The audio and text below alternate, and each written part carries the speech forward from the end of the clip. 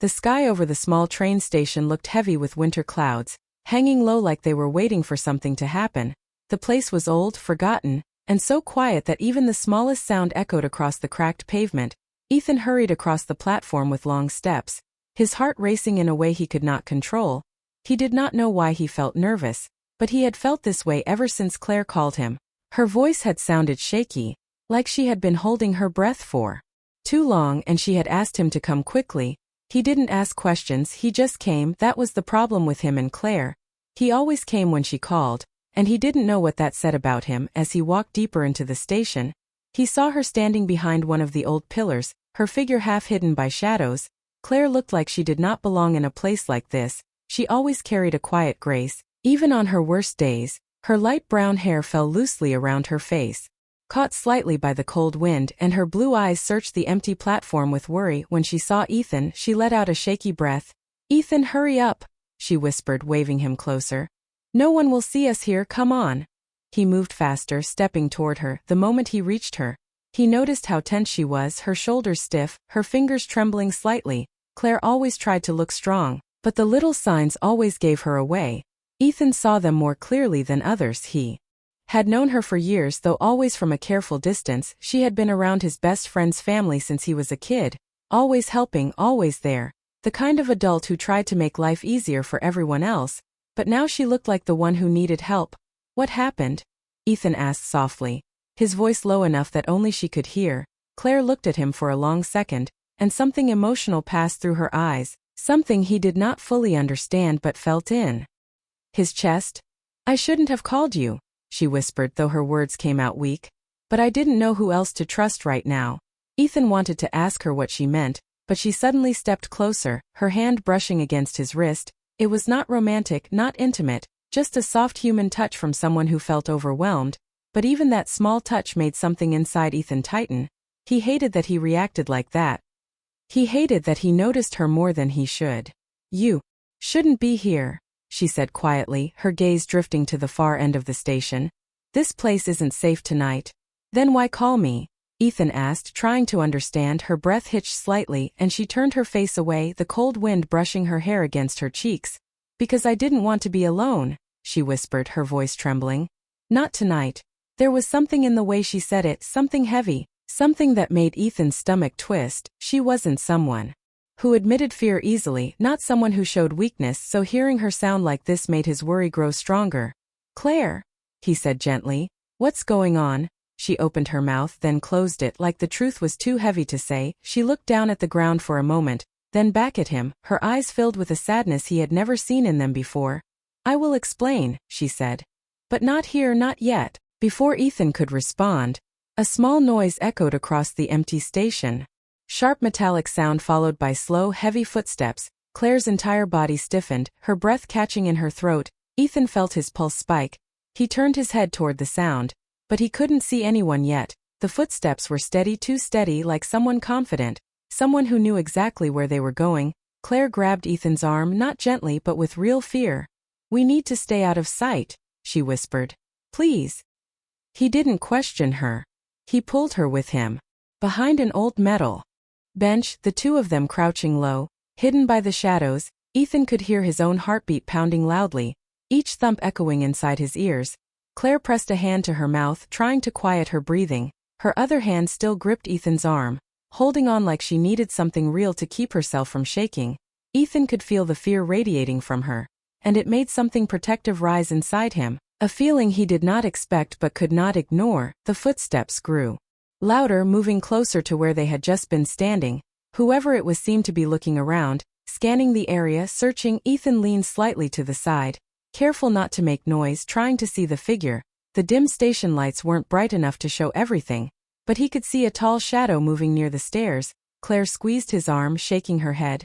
"Don't look," she whispered, voice trembling. "If he sees you, he will know I'm here." Ethan swallowed hard. "Claire, who is he?" She closed her eyes tightly, like hearing the question hurt her. "Someone I hoped I would never see again," she whispered. "Someone who should not have found me." The answer only confused Ethan more, but he knew this wasn't the right moment to push her. He just stayed close, listening to the steady footsteps that moved with intention. The stranger's shadow stretched across the platform, long and dark. The air grew colder, and the wind blew through the broken windows with a hollow whistle. Claire kept her hand over her mouth, but her breathing quickened. Every second felt heavier than the last. The footsteps paused.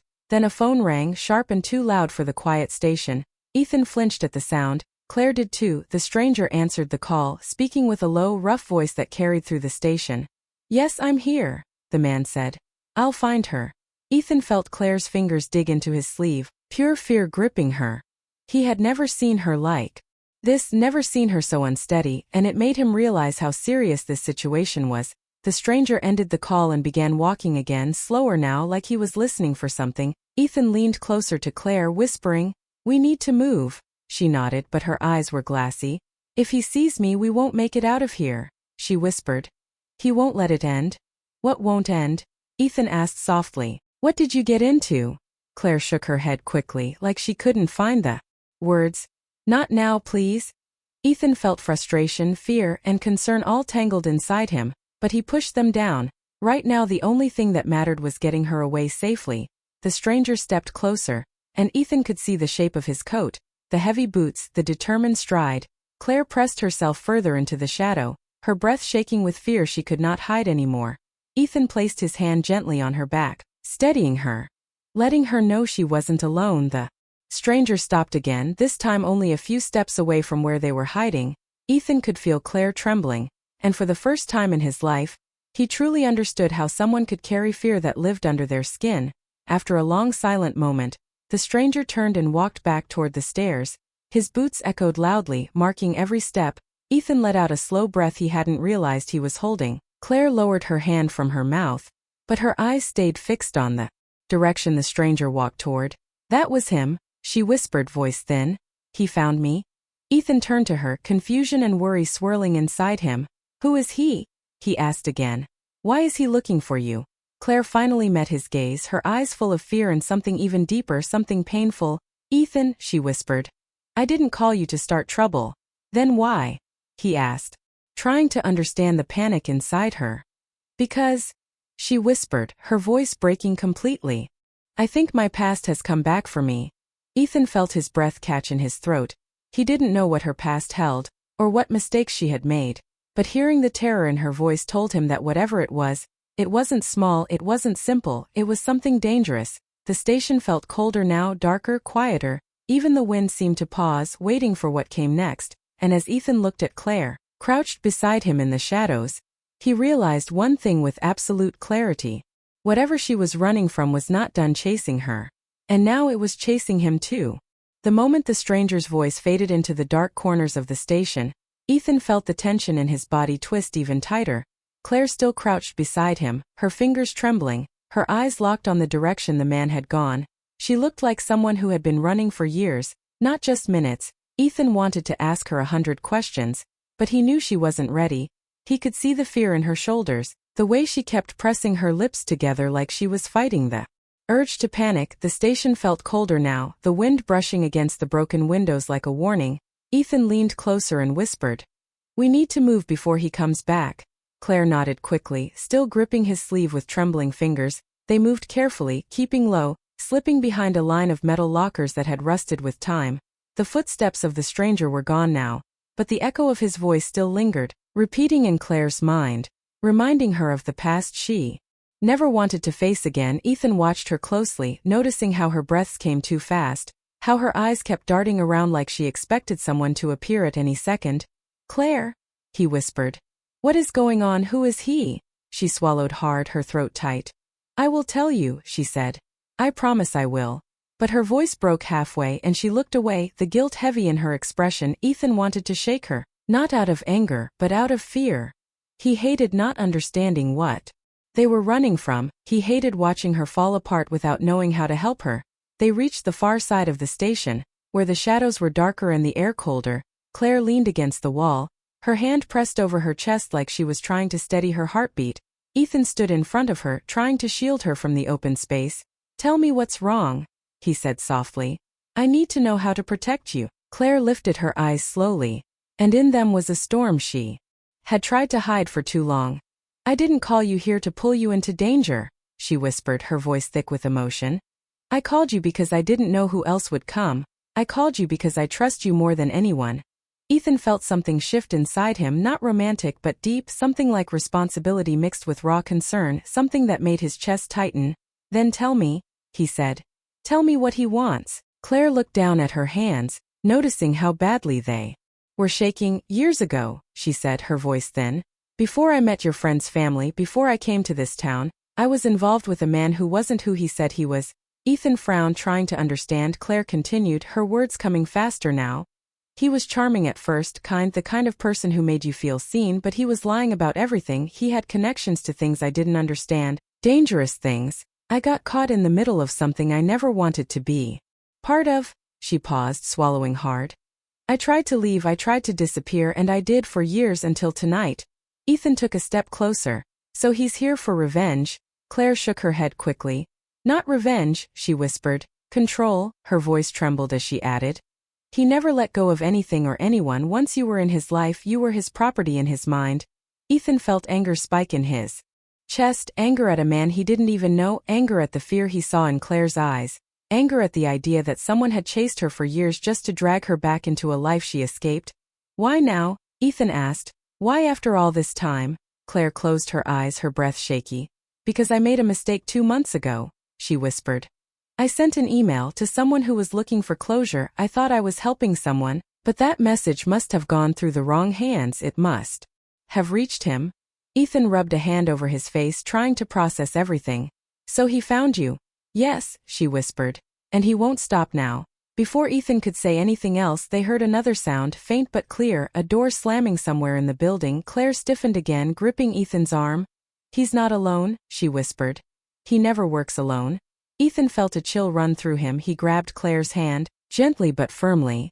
We need to get out of here now, she nodded but then hesitated. Ethan, if we leave the station he might see us. And if we stay he will find us, Ethan answered. We're not safe in here. Claire knew he was right. She took a deep breath, trying to steady her shaking body. There's a service door, she whispered, pointing to a narrow hallway. It leads to the maintenance yard behind the station. Ethan nodded and put himself slightly in front of her as they moved quickly down the hallway. The lights flickered above them, casting long shadows that made the space feel even more suffocating. Claire kept looking behind them, expecting the stranger to appear at any moment. Ethan, she whispered. I'm sorry I dragged you into this. Stop apologizing, he said without slowing down. You needed help, I'm here, that's it. His voice was steady, stronger than he felt inside. They reached the service door, but when Ethan pushed it, it didn't budge. Locked? He muttered. Claire's eyes widened with panic. He must have locked it from outside. Ethan tried again, using more force, but the door stayed firm. Claire started to shake again, her breath uneven. Ethan, we're trapped? He turned to her, placing both hands on her shoulders, grounding her. We're not trapped, he said. We just need another way. Claire tried to calm herself, but the fear was too real, too close. Ethan looked around quickly, searching for anything they could use, then saw a broken metal rod lying on the ground near a shelf. He grabbed it, jammed it between the door and frame, and pushed hard. The rod bent, but the door didn't move. Claire covered her mouth again, trying not to cry. Ethan stepped back to her. Claire, look at me. She lifted her eyes, filled with fear, guilt, exhaustion. We are getting out of here, he said. I don't care how, but I'm not letting him take you. She nodded weakly, but then jumped when another noise echoed, this time closer. Footsteps again, but heavier, coming toward the hallway. Ethan pulled her behind a large storage shelf just in time. Claire held on to him, her body trembling. The footsteps slowed. The shadow of the stranger stretched on the wall as he approached. Ethan felt Claire bury her face against his arm, trying not to breathe too loudly. The stranger stopped just a few feet from their hiding spot. The air felt too still, too tight. Ethan didn't move, didn't breathe, didn't think. The stranger stood there for several seconds that felt like hours, then finally turned and walked back toward the stairs. When the sound faded, Claire let out a shaky breath and whispered, He knows I'm here, he knows? Ethan tightened his hold on her arm. Then we need to run before he comes back. Claire nodded, wiping her eyes quickly. There's another door, she whispered. Near the boiler room. Ethan nodded. Show me. They moved fast now, their steps quiet, their hearts racing. The hallway grew darker as they went. Deeper, smaller lights flickering weakly. Claire led him through a narrow turn, her breath shaking again. Ethan, she whispered suddenly. If something happens, you need to leave me and run. He stopped immediately, turning toward her. I'm not leaving you. You have to, she insisted. This started because of me, not you. He won't hurt you if you're not with me. Ethan shook his head firmly. We're in this together now. Claire's eyes filled with tears again. Not from fear this time, but from something like relief mixed with guilt. Before she could speak, they reached the boiler room door. Claire pushed it open and the warm air rushed out, thick and sharp with steam. The room was big, noisy, full of shadows, and at the far end was a small emergency exit, the red sign glowing faintly. Claire's breath quickened. That's it, she whispered. Ethan nodded. Run. They sprinted through the room, dodging pipes and old machinery. The emergency exit felt like hope, like light, like escape, but just as Ethan reached for the handle, they heard it. The stranger's voice, close, too close. Claire, he called slowly. You can't hide forever. Claire froze, her body shaking. Ethan grabbed her hand, his voice firm. We're not done, Claire, not tonight. He pushed the door open, and the cold night air hit them like a shock. They ran into the darkness, leaving the station behind them, leaving the stranger's echoing voice fading in the distance. But Claire knew as they disappeared into the night that this was not over. The past she tried to escape was awake again, and it was coming for her. And now, Ethan was part of it too. The cold night air hit Ethan and Claire like a wave as they ran from the old station, their breaths coming fast, their hands still linked because letting go felt dangerous.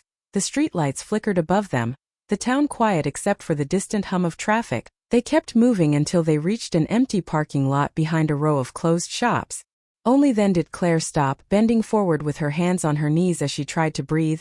Ethan watched her closely, noticing how pale she looked, how her eyes kept scanning the shadows like she expected the stranger to step out at any moment. Claire, Ethan whispered. We can't stay here, he could be right behind us. She nodded, pushing her hair back from her face with shaky hands. I know, she said, her voice thin, but my legs feel like they're about to give out. Ethan took a step closer, steadying her without grabbing her, offering her support without pressuring her. Then lean on me, he said. We'll move when you're ready. Claire closed her eyes for a moment, letting the night air cool her burning face. I'm so tired of running, she whispered. I've been running for years, Ethan. He could hear the exhaustion in her voice, the weight of the past sitting heavy on her shoulders. You're not alone anymore, he said, and though he didn't say it loudly, Claire heard the promise in his words. She looked up at him, her eyes glassy with unshed tears. I didn't want you to be dragged into this, she whispered. I didn't want anyone hurt because of me. Ethan shook his head slowly. You didn't drag me anywhere, he said. I chose to come, I chose to stay.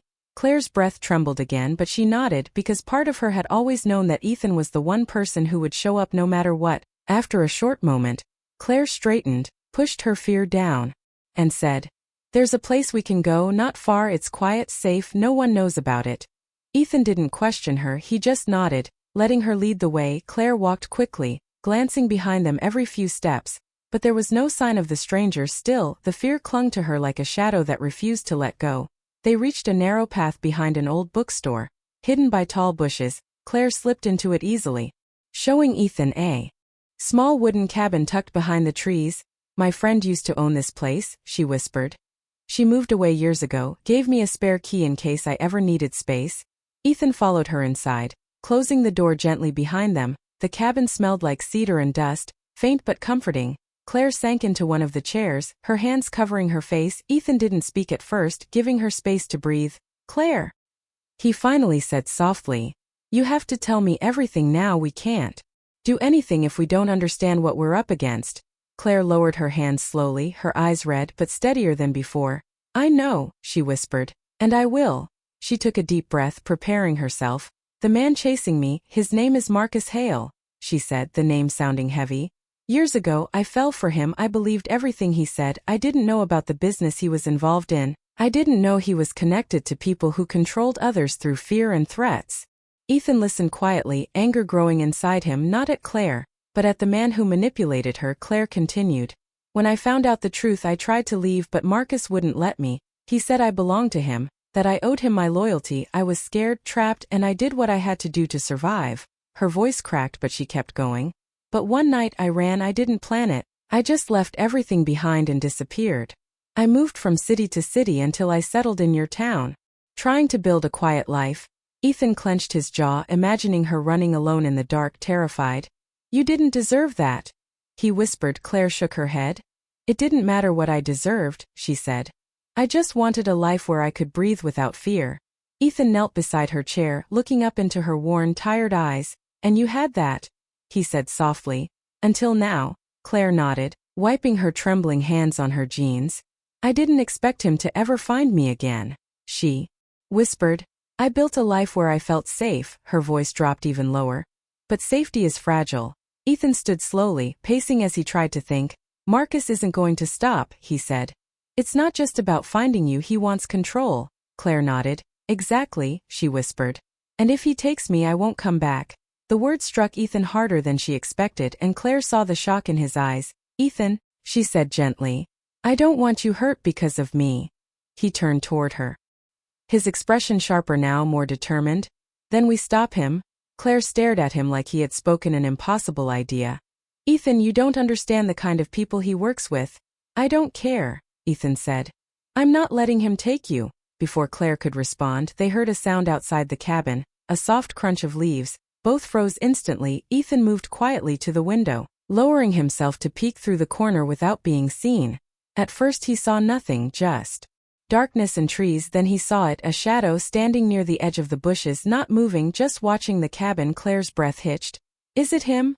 She whispered. Ethan couldn't see the face, but the posture was unmistakable. Yes, he whispered. Claire covered her mouth, panic filling her eyes again. He found us? Ethan turned to her. We need to get out the back. Claire shook her head. There's no back door, just a small window. Ethan thought quickly. Then we use the window. Claire hesitated, but the quiet presence outside pushed her to act. Ethan helped her climb onto a small table under the window, pushing it open carefully to avoid sound. The cold air rushed in again. Claire crawled halfway through, then turned back to Ethan. What about you? She whispered. Ethan gave her a quick, confident look. I'm right behind you. She nodded and slipped outside. Ethan climbed up next, but just as he started to lift himself through the window, the cabin door handle rattled, then twisted hard. Ethan froze. Claire, now outside, turned and whispered desperately. Ethan, hurry. Ethan pushed himself through the window, landing beside her just as the cabin door burst open behind them.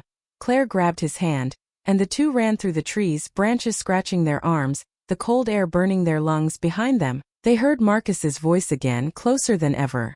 Claire, he called, his voice cold and steady. You can't run forever. Claire squeezed Ethan's hand harder, her breath shaking. Please don't let go, she whispered. Never, Ethan answered. They burst out of the woods and into an open field lit by a single distant streetlight. Claire stumbled, but Ethan held her up, guiding her forward. The sound of footsteps behind them grew louder, but Ethan didn't look back. Instead, he focused on the road ahead, where he saw a car approaching, headlights bright.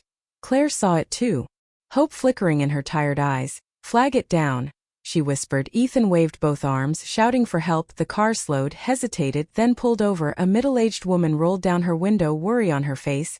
Are you two okay? She asked. Ethan leaned down, urgency in his voice. Please, we need a ride. Someone is chasing us.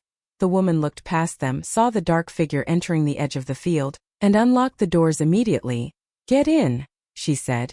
Ethan helped Claire into the back seat before climbing in himself. The woman hit the gas, the car speeding forward as Marcus's figure faded into the distance.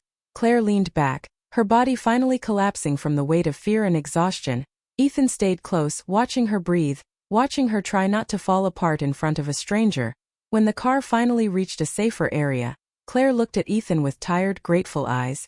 I thought it was over, she whispered. I thought he had me. Ethan shook his head, his voice low but firm.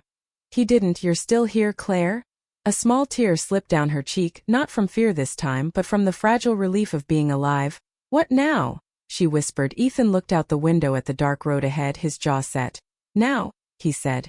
We stop running, we tell the police everything, we make sure he never finds you again. Claire closed her eyes, letting her fear slowly turn into something quieter, something like hope. And as the car carried them farther from the danger, she leaned her head gently against Ethan's shoulder, whispering, Thank you for not leaving me. Ethan didn't move, didn't breathe too loudly. He just let her rest, knowing that the road ahead would be long and complicated.